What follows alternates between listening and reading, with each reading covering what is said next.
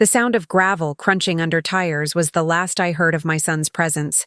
No goodbye, no promise to call, just the mechanical whir of his BMW backing out of the circular drive, leaving me standing on the porch of a house I hadn't seen in 15 years. Don't forget to subscribe to the channel and comment where you're watching from. I adjusted the collar of my dress, the one I'd worn to Marlon's funeral 3 months ago, and watched the red taillights disappear through the oak trees. The silence that followed wasn't peaceful. It was absolute, suffocating in the way that only true isolation can be. "You'll be happier here, Mom," Christian had said, his voice carrying that patronizing tone he'd perfected since becoming a successful real estate developer. "The city is too much for you now. All that noise, all those memories. As if 43 years of marriage were something to be discarded like old furniture. I turned toward the house. Our house, Marlon's and mine, though it felt more like a mausoleum now. The wraparound porch sagged slightly on the east side, and several shutters hung at odd angles. The white paint had faded to the color of old bones. Marlon had always meant to fix it up, make it our retirement haven. Instead, it had become my prison. The key stuck in the lock, protesting with a metallic screech that echoed across the empty fields. Inside, dust motes danced in the late afternoon light filtering through grimy windows.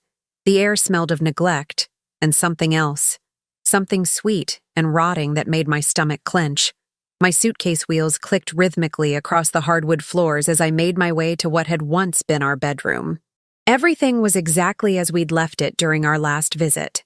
The quilt Marlon's mother had made still folded at the foot of the bed, my reading glasses on the nightstand, his work boots by the closet door. I sat heavily on the edge of the mattress, feeling the springs protest beneath me. The silence pressed against my eardrums like deep water. No traffic, no sirens, no neighbors arguing through thin apartment walls. Just the occasional creak of settling wood and the distant call of something wild in the approaching darkness. Christian had been thorough in his exile. No internet connection. "You never used it much anyway, Mom." No landline. Who needs a house phone these days? My cell phone showed a single bar of service that flickered in and out like a dying heartbeat. He'd even taken my car keys, claiming my Honda needed major repairs that weren't worth the cost. "I'll handle everything from the city," he'd assured me. "Sandra and I will drive out to check on you every few weeks.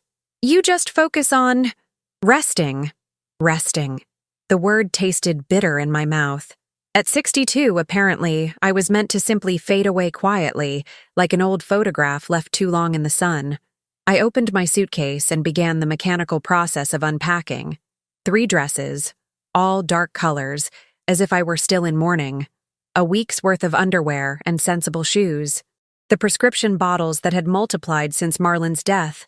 Sleeping pills, anxiety medication, something for the arthritis that had begun creeping into my knuckles.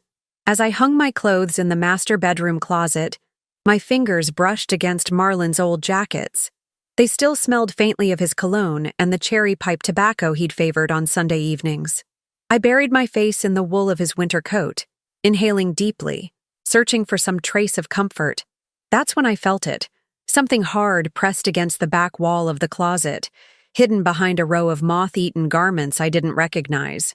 I pushed aside the clothes and found myself staring at a stack of boxes I'd never seen before.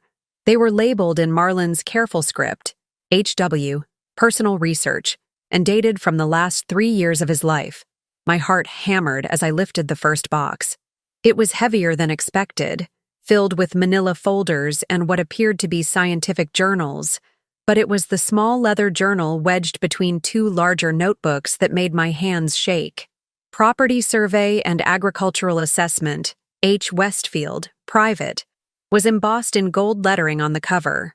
Inside, Marlon's familiar handwriting filled every page in his methodical engineer's script. Day 847. Specimen continues to show remarkable regenerative properties. Root system extends deeper than initially calculated. May need to expand cultivation area by spring.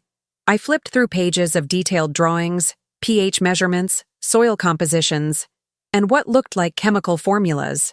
Marlon had been a civil engineer, not a botanist. What was all this? Day 923. Dr. Roberts confirms preliminary findings. Compound isolation successful. Commercial applications vast. Pharmaceutical-grade extracts testing at 94% purity. Market research indicates demand exceeds 2.3 million annually for this region alone. My chest tightened. Commercial applications? Market research? Marlon had never mentioned any of this. As darkness crept across the fields outside, I continued reading by the dim light of a single bedside lamp. The entries became increasingly detailed, documenting not just the growth and properties of some kind of medicinal plant, but Marlon's careful research into patents, distribution networks, and startup costs. Day 105. Initial investment secured. Equipment delivered and stored in Southeast Barn. If something happens to me, Meryl must know. The instructions are in the envelope. She's stronger than our son realizes. She's stronger than she realizes. I set the journal down with trembling fingers. Marlon had known. Somehow, he'd known that Christian would try to sideline me, treat me like a burden instead of a partner.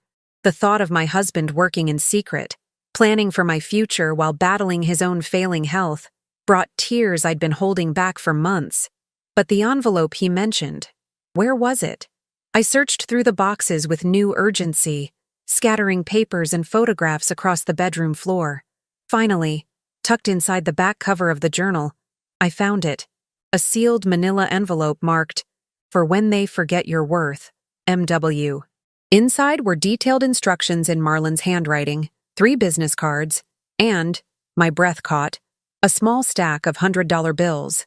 I counted them twice, $5,000 in cash.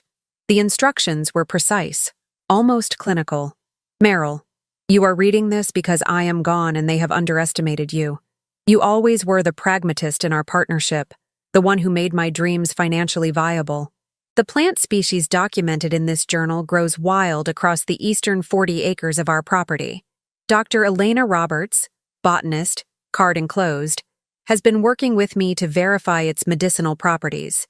James Chen, agricultural consultant, card enclosed, knows the cultivation requirements. Patricia Williams, business attorney, card enclosed, has preliminary patent applications ready for filing. The Southeast Barn contains all necessary equipment, purchased and installed over the past 18 months. You have everything you need to build something lasting. They wanted to put you out to pasture, my dear. Instead, show them how a garden grows. I sat surrounded by the scattered remnants of my husband's secret project, holding his letter against my chest. The silence of the house no longer felt oppressive. It felt expectant, like the pause before thunder. Outside, wind moved through the trees with a sound like whispered promises. Somewhere in the darkness, Marlon's medicinal plants were growing wild, waiting for someone with the intelligence and determination to cultivate them properly. Christian had dropped me in exile, assuming I would wither away quietly. He had no idea what he'd just awakened. I folded the letter carefully and placed it back in the envelope. Tomorrow, I would walk those eastern 40 acres. I would call Dr. Roberts from the single bar of cell service I could catch near the kitchen window. I would begin the process of transforming this prison into something Marlon and I had never dared imagine.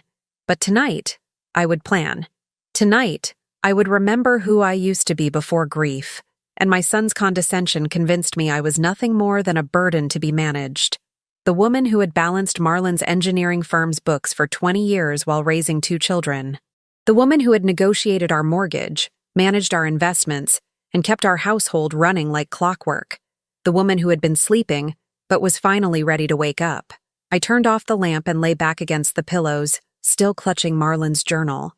In the darkness, I could almost hear his voice whispering the words he'd written. You're stronger than they realize. Tomorrow, I would prove him right.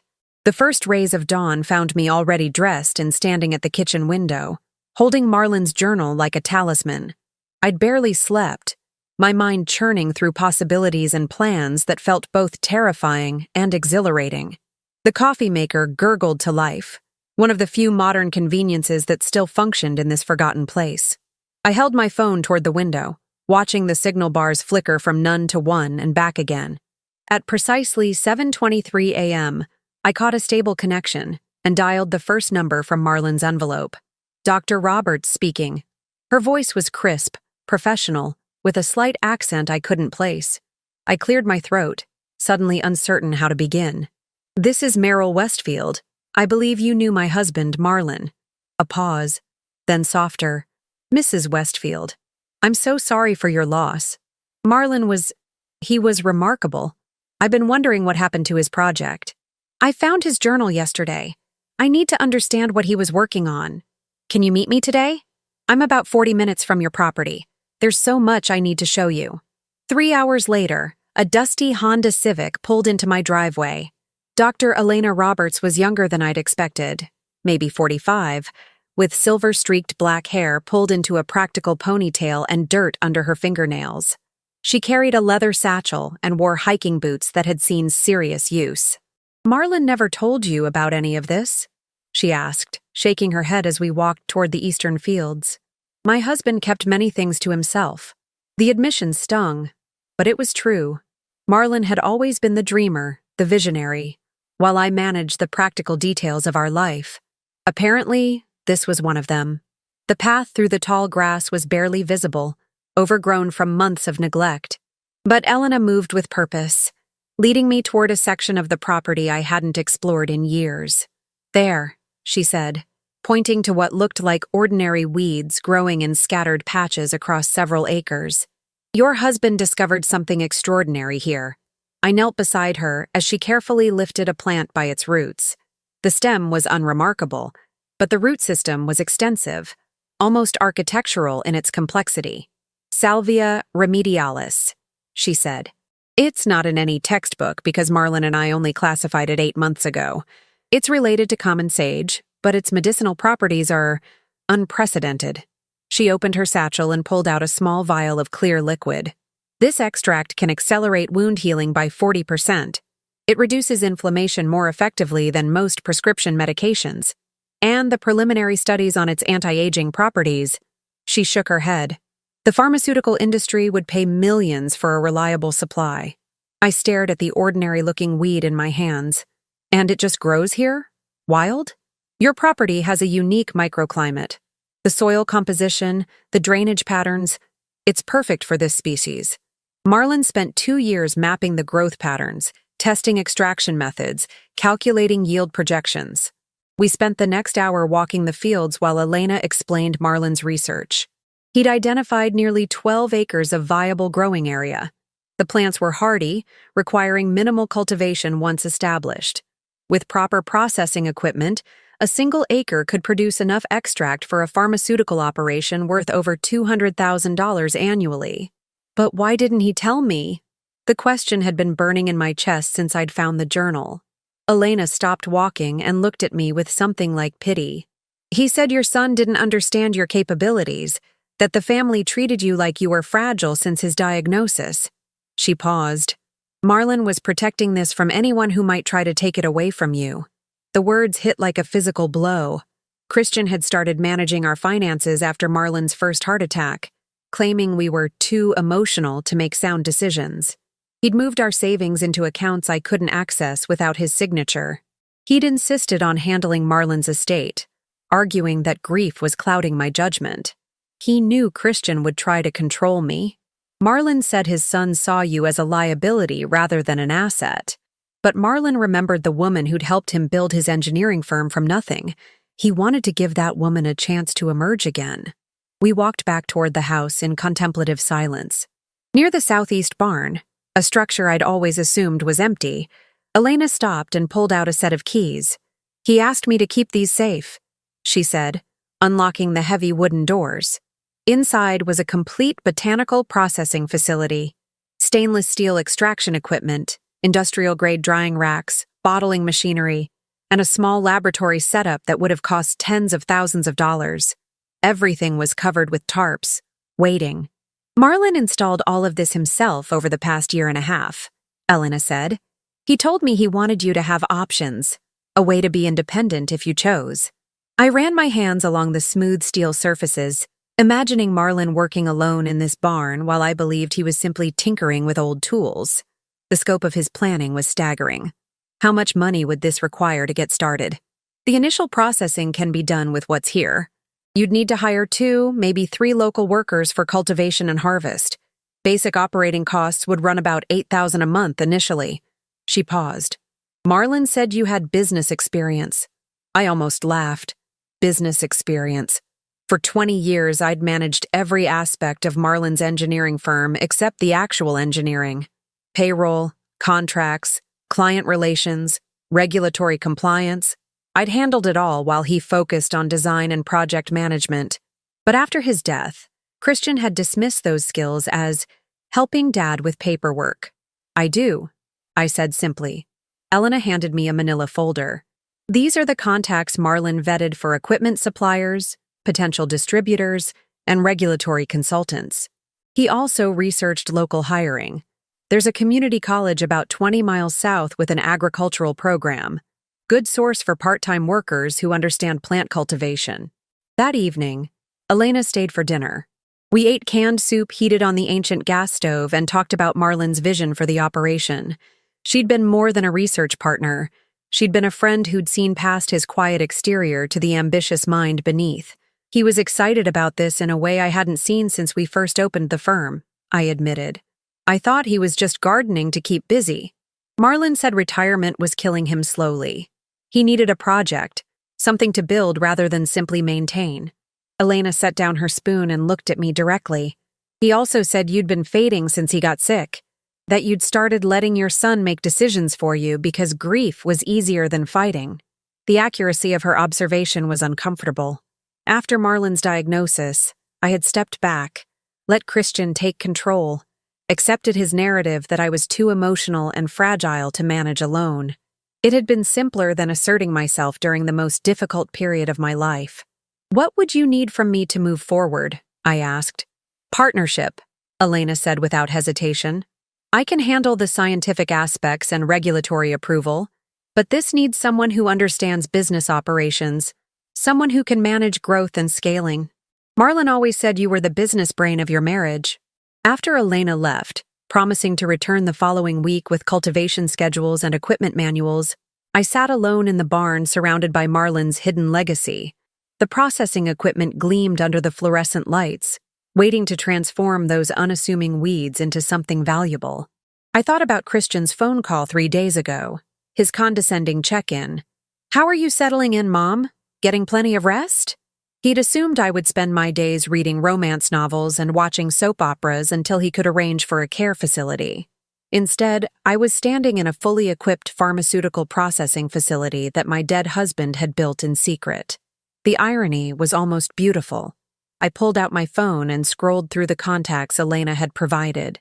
James Chen, the agricultural consultant.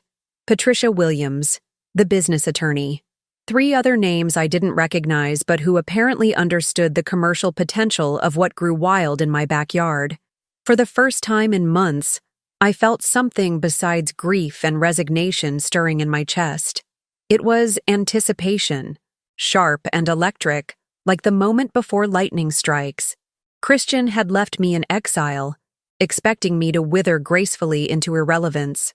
Sandra, his wife, had smiled her plastic smile and promised they'd visit when they could find time. They had no idea what they'd just handed me.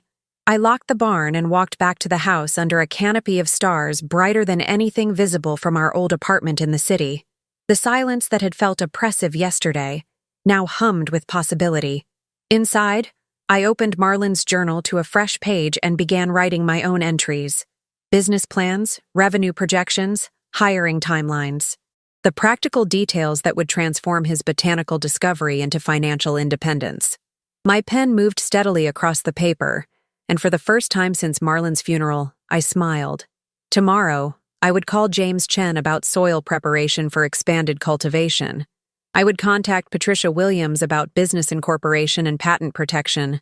I would begin the process of becoming someone my family had never imagined I could be. Someone who didn't need their permission or approval. Someone who could build an empire from weeds while they assumed I was simply wilting away in rural obscurity. The woman Marlon had believed in all along was finally ready to prove him right. 3 weeks after finding Marlin's journal, I stood in the barn at 6 a.m. watching James Chen examine my soil samples under a portable microscope. He was a compact man in his 50s with calloused hands and the kind of quiet confidence that comes from decades of coaxing life from difficult ground. "Your husband was right about the microclimate," he said, adjusting the focus. "The pH balance here is perfect for Salvia remedialis. We can triple your viable cultivation area with proper preparation." I made notes in my own journal, a leather-bound book I'd bought during my single trip to town the previous week. The drive had taken 40 minutes each way in the rusty pickup truck I'd found in the barn, keys hanging on a nail beside Marlin's work boots. Christian didn't know about the truck. There were many things Christian didn't know. "What's the timeline for expansion?" I asked. 6 weeks for soil preparation and planting. Another 2 months for the first mature harvest. James stood and wiped his hands on a rag. "Elena says you want to start commercial processing by fall. Earlier, if possible." He studied my face with the assessing look of someone who'd worked with ambitious landowners before. "That's aggressive. You'll need workers, equipment calibration, regulatory approval. Are you certain you want to move this fast?" I thought of Christian's last phone call 2 days ago. He'd been distracted, rushing between client meetings, treating our conversation like an item to check off his daily task list. "How's the isolation treating you, Mom? Getting enough rest?" As if rest were the only thing a 62-year-old widow was capable of. "I'm certain," I told James. Patricia Williams, the business attorney, arrived that afternoon driving a silver Mercedes that looked absurdly out of place against the rural backdrop. She was younger than I'd expected, maybe early 40s, with short blonde hair and a handshake that could crack walnuts. "Marlin spoke about you often," she said, settling into a kitchen chair with a briefcase full of documents. "He said you had the sharpest business mind he'd ever worked with. He was biased. Maybe. But his projections for this operation were conservative to a fault. If we execute properly, you're looking at 7-figure annual revenue within 18 months. 7 figures. The number hung in the air like smoke. Marlin and I had lived comfortably on his engineering income, but we'd never been wealthy. Christian's real estate success had made him our family's primary earner, a fact he reminded me of whenever he took control of another aspect of my life. Patricia spread papers across the kitchen table. "I've drafted incorporation documents for Westfield Botanical Solutions." Marlin suggested that name, said it honored your partnership while establishing your independence. I signed papers that afternoon until my hand cramped. Business licenses, patent applications, tax registrations, employment documentation. Each signature felt like a small act of rebellion against the narrative Christian had constructed about my capabilities. "There's one more thing," Patricia said as she packed her briefcase. "Marlin set up a trust fund before he died. $50,000 that doesn't go through probate, doesn't require your son's approval. He intended it as startup capital for this venture." I stared at her. Christian never mentioned a trust.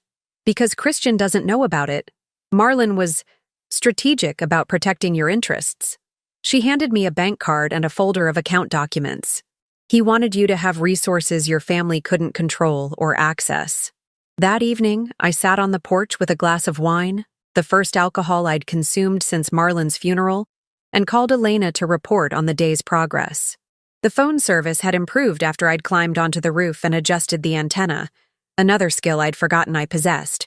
"Patricia says the initial patent filing will be approved within 60 days, I told her. "James can have the first expanded cultivation ready for harvest by September.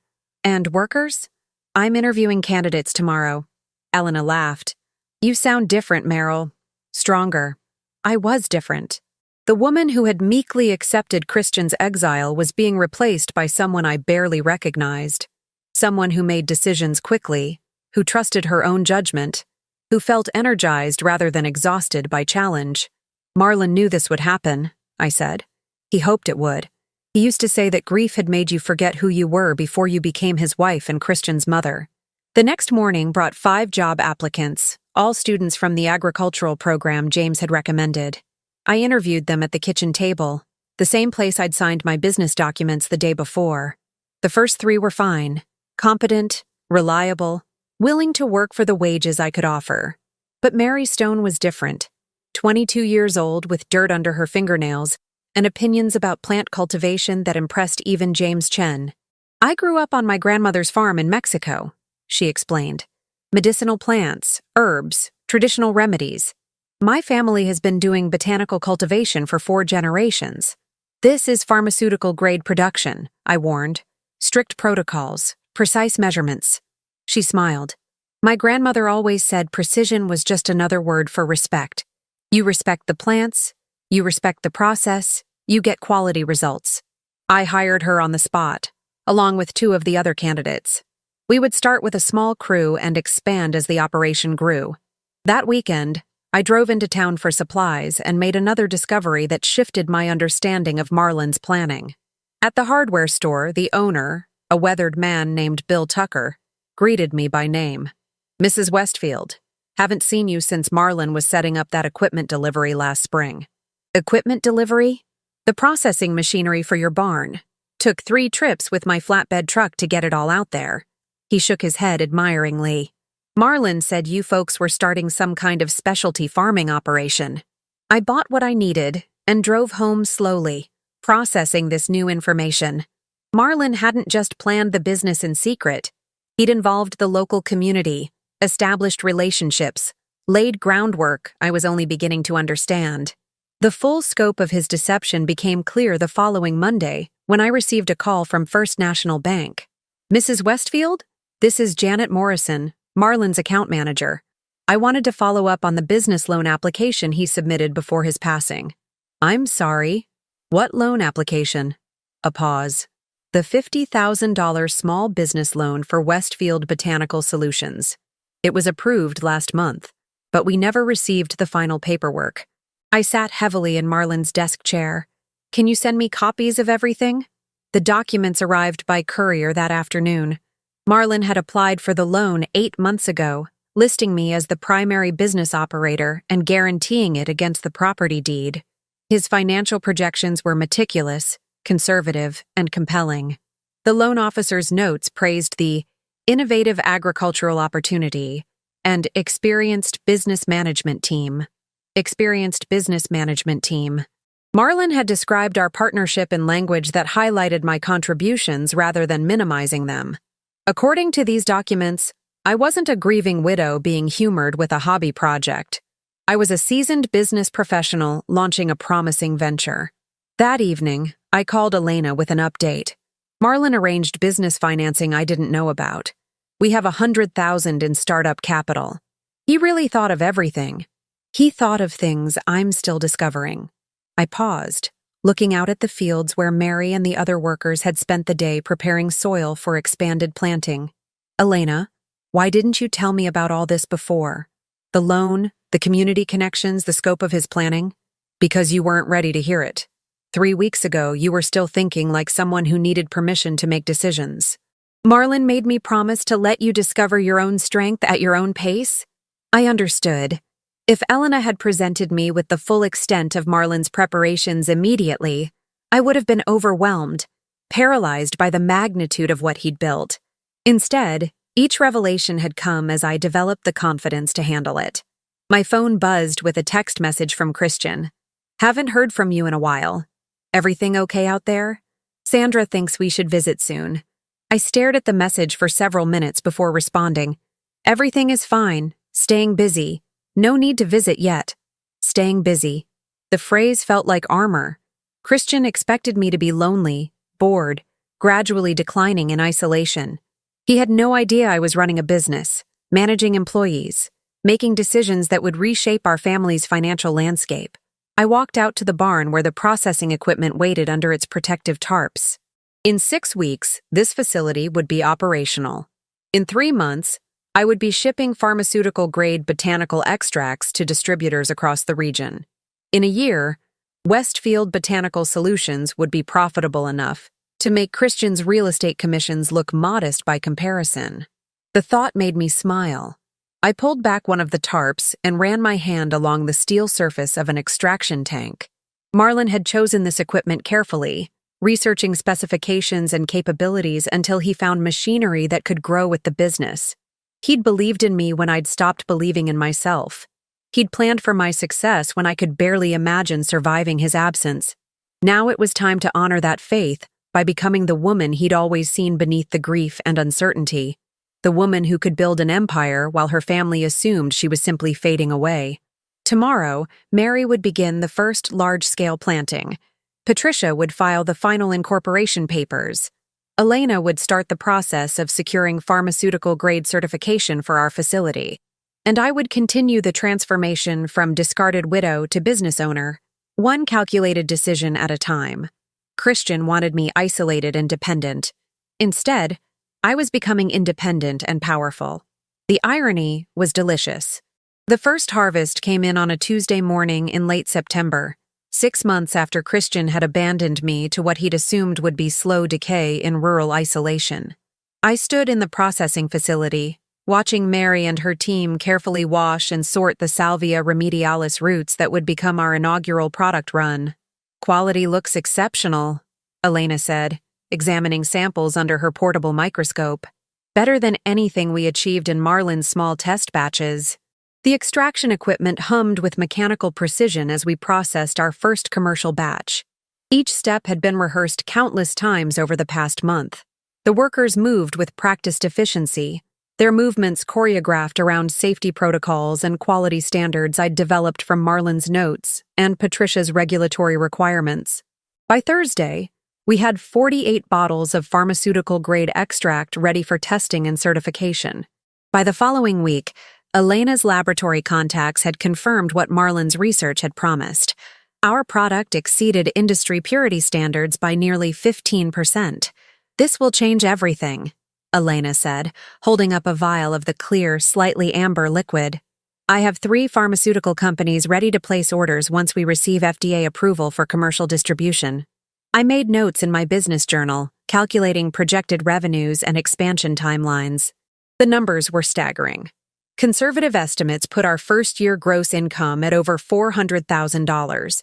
With proper scaling, we could reach 7-figure annual revenue within 18 months, exactly as Patricia had predicted. My phone rang as I was reviewing quarterly projections. Christian's name appeared on the screen, and I let it ring 3 times before answering. I'd learned to control the timing of our conversations, to sound appropriately melancholy without revealing the energy that now drove me from dawn until well past sunset. "Hi, Christian." "Mom, finally. I've been trying to reach you for 2 days. His voice carried the familiar note of impatience barely masked as concern. "Sandra's worried about you. You sound distant lately." "I'm fine. Keeping busy with small projects around the house." "What kind of projects? You're not trying to do maintenance work yourself, are you? That place is falling apart." I looked through the kitchen window at the barn where my employees were calibrating equipment for tomorrow's production run. A delivery truck from our packaging supplier was backing up to the loading dock we'd installed last month. Mary was directing the driver with hand signals, her competence evident even from this distance. "Nothing too strenuous," I said. "A little gardening. Some organizing. That's good. That's healthy." The relief in Christian's voice was palpable. "Listen, Sandra and I have been talking. The holidays are coming up, and we think it might be better if you spend them with us in the city. You shouldn't be alone out there during the winter months." The holidays. I'd forgotten they were approaching. Last Christmas had been Marlin's final one, spent in the hospital between treatments. Christian and Sandra had visited twice, staying for precisely 45 minutes each time before rushing back to their social obligations. "I haven't thought about Christmas yet." "That's exactly what I mean. You're losing track of time, getting disconnected from normal life. It's not healthy, Mom." Normal life. I almost laughed. Christian's definition of normal life was the one where I existed as a peripheral figure to be managed and accommodated, where my contributions were minimized and my capabilities dismissed. "I appreciate the invitation, but I'm not ready for the city yet." "Mom." His tone shifted, becoming firmer. "I'm not asking. Sandra's already preparing the guest room. You can't spend Christmas alone in that isolated house. It's not safe, and it's not good for your mental health." Before I could respond, the kitchen door opened and Patricia Williams entered, carrying a briefcase and wearing the satisfied expression of someone with excellent news. She gestured for me to wrap up the call. "Christian, I need to go. Someone's at the door. Who's at the door? You don't get visitors out there. Probably just a delivery. I'll call you back later. I hung up before he could protest and turned to Patricia. She was practically glowing with excitement. FDA preliminary approval, she announced, placing a thick folder on the kitchen table. We can begin commercial distribution immediately. I also have 3 purchase orders from major pharmaceutical distributors. She spread the contracts across the table. The numbers made my breath catch. Initial orders totaling over $200,000, with options for much larger quantities pending market response. There's more, Patricia continued. I've been approached by a venture capital firm interested in scaling the operation. They're talking about a multi-million-dollar investment for regional expansion. I stared at the contracts. 6 months ago, Christian had driven me to this house like a nursing home patient being deposited for terminal care. Now I was looking at business opportunities that would make his real estate success seem modest by comparison. What would venture capital investment mean? Expansion to multiple locations. Professional management structure. You'd retain controlling ownership, but with access to resources that could make this a regional or even national operation. Patricia paused. Meryl, you're sitting on something that could become a pharmaceutical empire. That evening, after Patricia left with signed contracts that would generate our first major revenue within 30 days, I walked through the expanded cultivation fields. Mary and her crew had worked miracles over the past months, transforming scrubland into organized rows of thriving medicinal plants. Irrigation lines ran between the rows, feeding nutrients to root systems that would produce next year's dramatically expanded harvest. The barn, now officially the Westfield Botanical Solutions processing facility, glowed with activity lights. Our night shift was preparing tomorrow's production run, following protocols I'd developed and refined through weeks of careful experimentation. I thought about Christian's phone call, his assumption that I was losing track of time and needed rescue from isolation. He had no idea that I was working 12-hour days, managing employees, negotiating contracts, and building something that would soon surpass his own business achievements. The satisfaction was profound and slightly intoxicating. My phone buzzed with a text from Sandra. Christian told me about Christmas plans. So glad you'll be with us. The isolation must be terrible for you. I typed back, looking forward to seeing you both. It wasn't entirely a lie. I was looking forward to it, but not for the reasons they imagined. The next morning brought our first major shipment departure. I watched the delivery truck pull away carrying 40 cases of Salvia remedialis extract to pharmaceutical distributors in 3 states.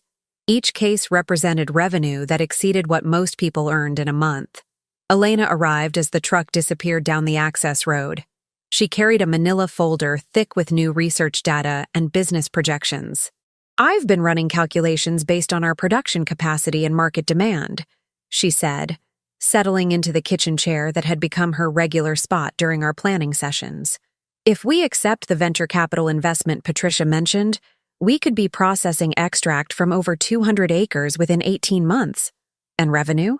Conservative projections put annual gross revenue at $12 million by year 3. $12 million. I wrote the number in my business journal, trying to absorb its implications. Christian's most successful year in real estate had generated commissions of roughly $400,000. This operation could eclipse his entire career earnings within 3 years. There's something else, Elena continued. I've been contacted by agricultural universities interested in studying our cultivation methods. They want to document our success as a model for other medicinal plant operations. We'd be famous? You'd be famous.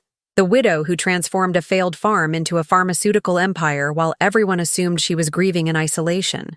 That afternoon, I drove to town for supplies and found myself parked outside the diner where Marlon and I had eaten lunch during our last visit to the property.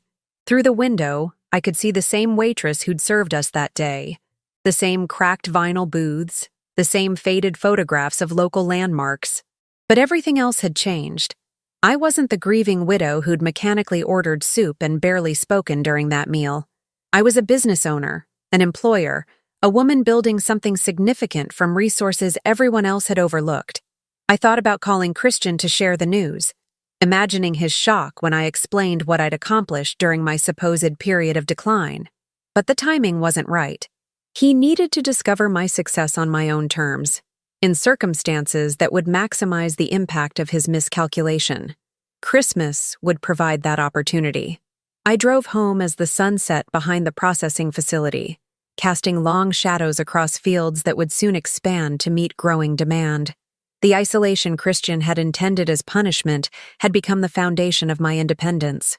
The exile meant to diminish me had instead allowed me to flourish without interference or limitation. In 10 weeks, I would sit at Christian and Sandra's Christmas dinner table. They would ask about my adjustment to rural life, expecting stories of loneliness and gradual decline. Instead, I would have news that would reframe everything they thought they understood about my capabilities and my future. The anticipation was almost as satisfying as the success itself. Almost. Christmas Eve found me standing in Christian and Sandra's marble-floored foyer, watching their faces as they processed my appearance. I'd driven myself to the city in the new Ford F-150 I'd purchased with my first major revenue check, a truck that could haul equipment and supplies for the expanding operation. My hair had been professionally styled that morning, and I wore a charcoal wool dress that emphasized the 20 pounds I'd lost through months of physical work and renewed purpose.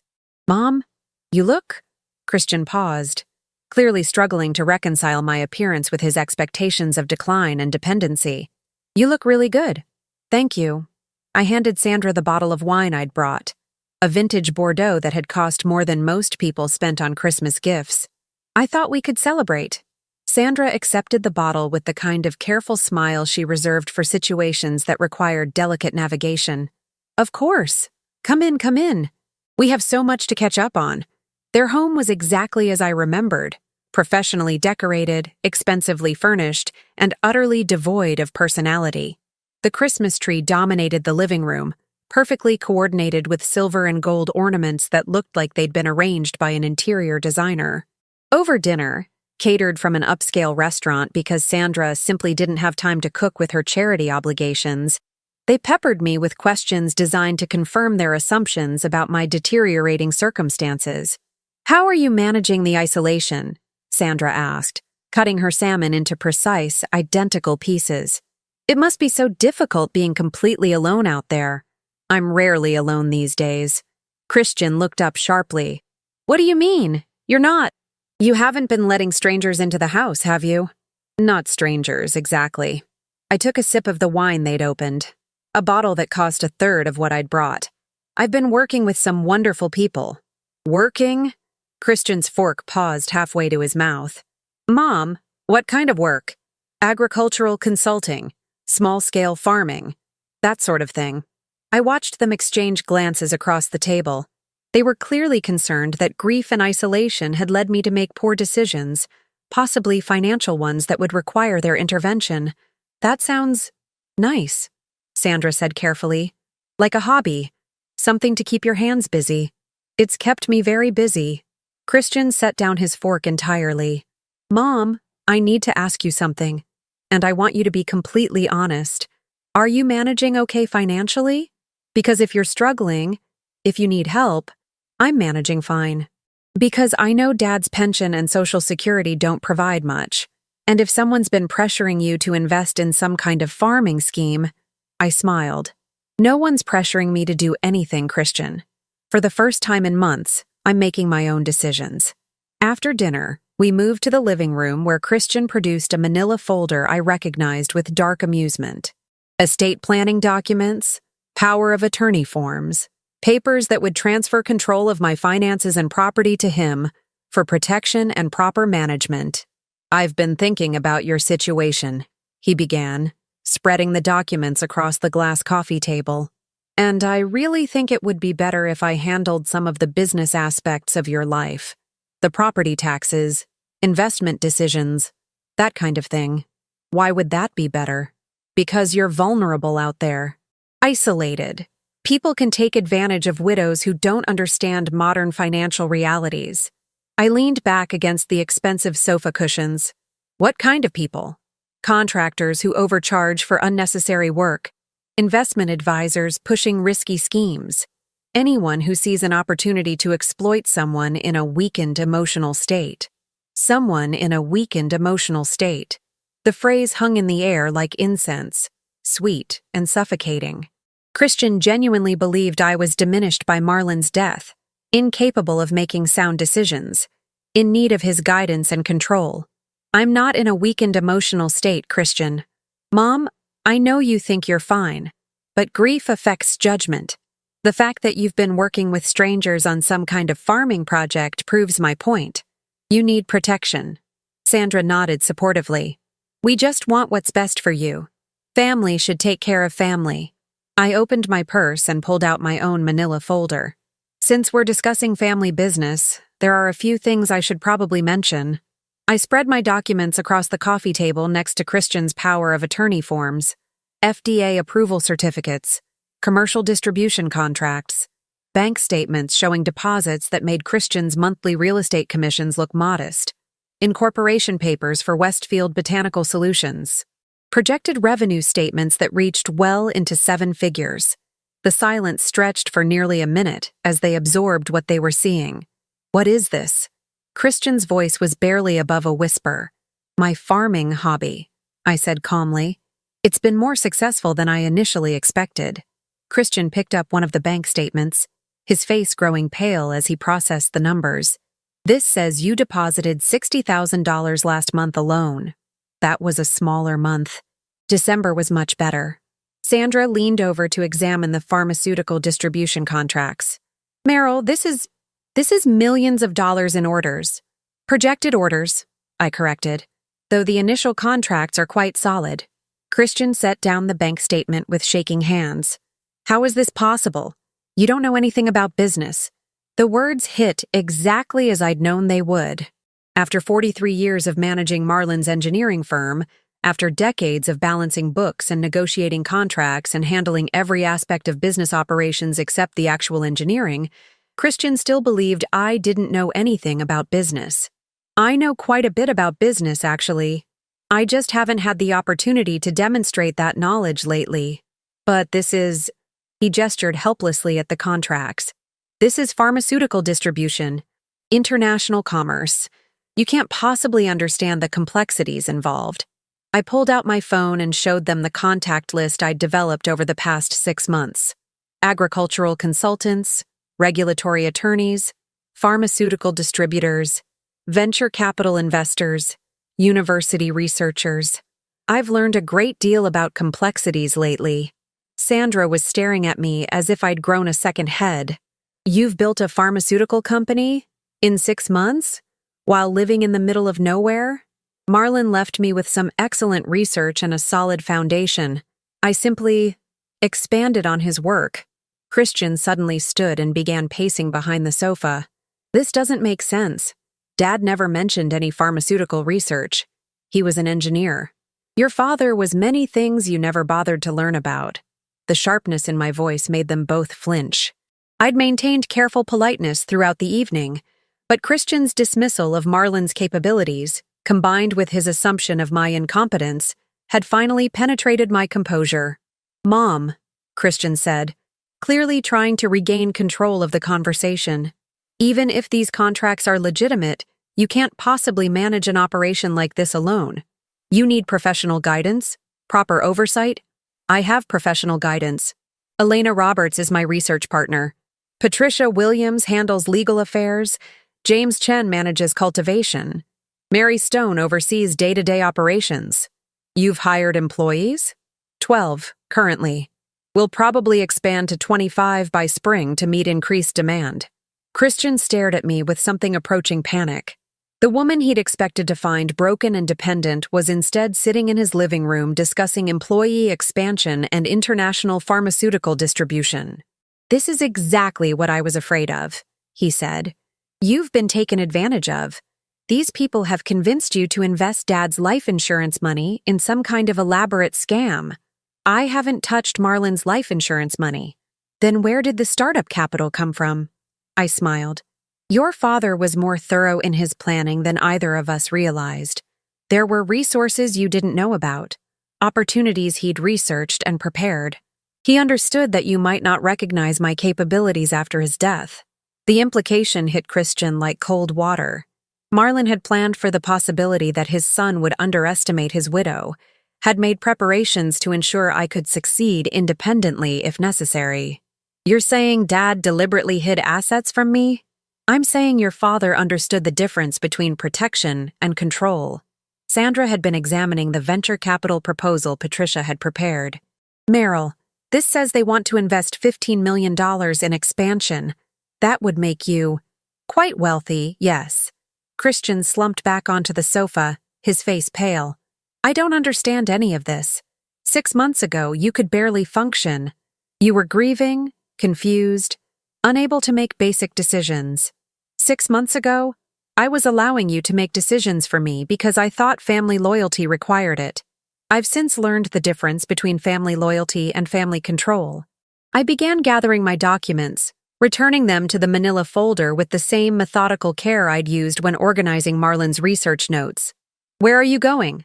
Sandra asked. Back to the property. I have a production run starting tomorrow, and I like to be there when we begin processing. Christian jumped to his feet. You can't just leave. We need to discuss this. Figure out how to protect you from whatever scheme these people are running. I stopped at the foyer closet to retrieve my coat, a wool blend that had cost more than Sandra's Christmas dress. Christian, I appreciate your concern, but I don't need protection from success. This isn't success. It's delusion. People like you don't build pharmaceutical companies. People like you. The phrase crystallized everything I'd felt but couldn't articulate during the months of Christian's increasing control over my life. In his mind, I was a certain type of person, elderly, widowed, diminished, incapable of significant achievement or independent success. You're right, I said, pulling on my coat. People like me don't usually build pharmaceutical companies. We usually let our children convince us we're too fragile to try. I walked to the door, then turned back to face them. They were standing together in the living room doorway, looking lost and frightened by the collapse of their assumptions about my limitations. I won't be available for holiday visits next year, I said calmly. Westfield Botanical Solutions is expanding into 3 additional states, and I'll be traveling frequently to oversee new facility development. But I appreciate the dinner. The cold air outside felt clean and sharp against my face as I walked to my truck. Behind me, I could hear Christian and Sandra's voices through the front door, urgent and confused as they tried to process what had just happened. I drove through the empty city streets toward the highway that would take me home to my fields, my employees, my growing empire. The dashboard clock read 9:47 p.m. In 9 hours, my third shift would begin processing the largest extract order in the company's history. Christian had wanted me dependent and grateful for his management. Instead, I had become independent and powerful beyond his comprehension. Marlon's voice whispered from memory, "They wanted to put you out to pasture, my dear. Instead, show them how a garden grows." I smiled and pressed the accelerator, eager to return to the life I had built from exile, the empire I had grown from weeds, the future I had claimed from the ashes of their expectations. The woman they had underestimated was finally, completely, triumphantly free.